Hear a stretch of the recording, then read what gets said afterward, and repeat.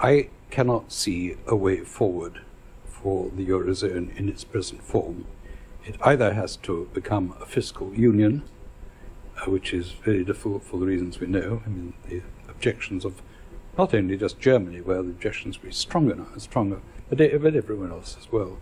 Can it be done by issuing European bonds by the central bank? I don't know. I think there will be objections again to the Germans will become effectively lenders of last resort if that happens. What about the European financial mechanism, which will take, as far as I understand it, 27 parliaments to agree to before it can be set up, and with possibly enough money in it. That would be a way forward, but it's so critical at the moment. We don't need a solution 3 years down the track. We need it now, and we need, as everybody says, but this I'm just repeating, we need leadership, and we haven't got any.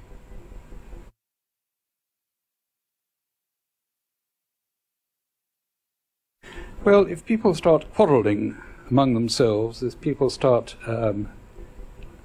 thinking that they would be better off out, if people think that one state or the other is getting an easier ride than another one, of course this causes quarrels, but the drive for to maintain European Union and to be in it is still pretty strong.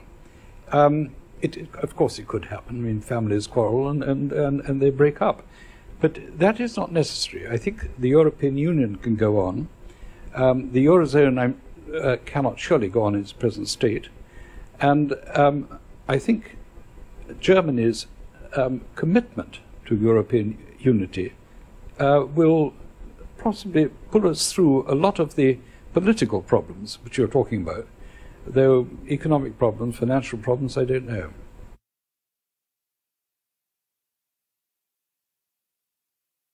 The whole incident is quite extraordinary. I understand that he was, as Chancellor of the Exchequer, he was able to take that decision entirely by himself, without consulting the rest of the cabinet, without consulting anyone in the Treasury, which he may have done. He was able to do that entirely by himself, just as a foreign secretary in Britain is able technically to take a country to war without consulting anybody. In the First World War, Sir Edward Grey, I think, came to the House of Commons and said, I've declared war on Germany. Everyone cheered, it was all right. But in the same way, the Chancellor of the Exchequer was able to sell off these vast amounts of our gold reserves on his own say-so, and without telling anybody. We didn't know about it for a long time afterwards. That doesn't answer your question. Was, have we been weakened? We must have been weakened. But we've got enough in reserve, and our economy is, we are fairly balanced in our approach to it. Our debts are bad, but nobody thinks we're going to default in them so far.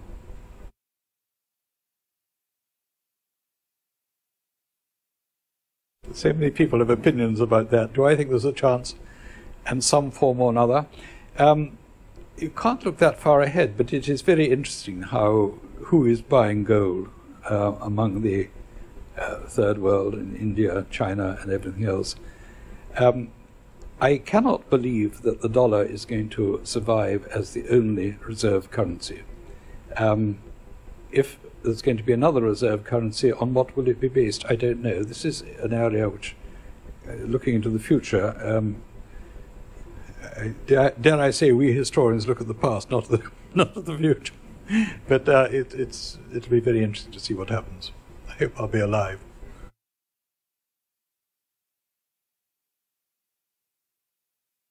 Well, China obviously has a great interest in the dollar maintaining its value, and we don't know exactly what China does hold, but we know that it's vast amounts of gold, of dollars, and of other currencies. The things look pretty tricky between Peking and, I must say, Beijing and Washington 2 or 3 months ago. They're looking rather better now, but I've always thought until these two vast countries get together, their heads are banged together, and they work out some new world system, nothing will happen. I think this is a key, but it's again, is it going to happen this year, next year? They've got to get together, because they're not quite like two drunks holding each other up, but they're totally dependent on each other and how they will go forward.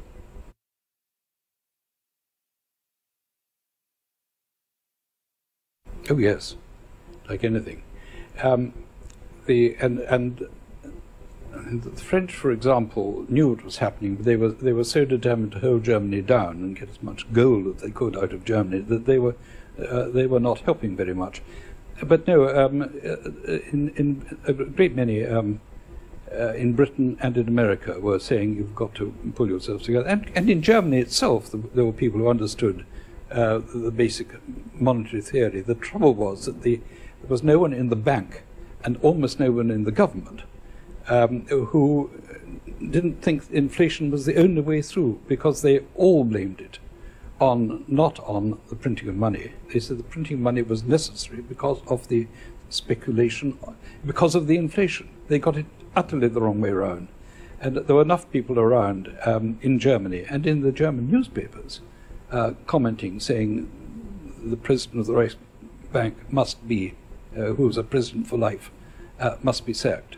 And no, it was understood what was happening, but those who could do something about it either didn't dare to, because of the fear for the outbreak of unemployment and rioting, which was going on anyway, and those who just didn't understand.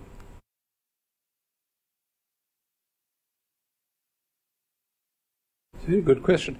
Notice how the Keynesians always seem to be in opposition. They're not the people who've got to take these difficult decisions. They're the people in this country, for example. They're saying that we ought to relax the money supply, make easy money, get the economy moving again, get some stimulus into the thing, and so there's a sort of self-generating Keynesianism among people who think they know better than those who are actually having to do something about it. A leading Keynesian in this country, who may as well remain nameless because I know him, and wrote a book about Keynes a short time ago, he ended an article in the FT not very long ago saying, and if this goes on, after all, we can always print money. This terrifies me. Now, that also happened to a member this last week, to a member of the Monetary Policy Committee of the Bank of England, who was one of the doves, saying we've got to do some more QE here. And he said the analogy is very close to a doctor who thinks that a cure is working, that some medicine is working, but if it's not, he steps up the dose, doesn't he? Well, this is what one doesn't do.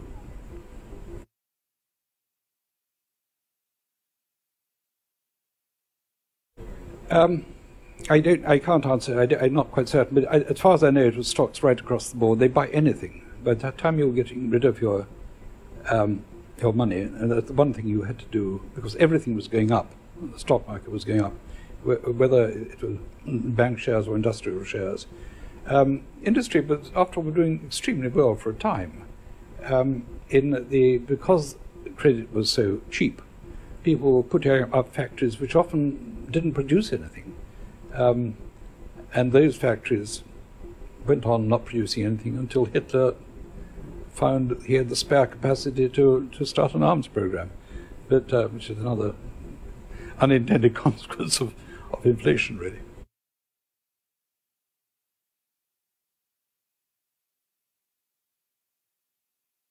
Well, the Zimbabwe one was a totally cynical one, and the idea was just to get rid of debt and to pay off debts.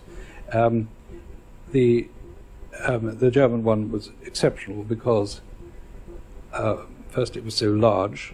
Though Austria and Hungary, which had simultaneous inflations, but got out of them rather faster. Because these were advanced economies where you had a social and industrial base which was destroyed, and therefore it was, and perhaps was much more vulnerable to inflation than places like Brazil and so on, which doesn't seem to matter very much.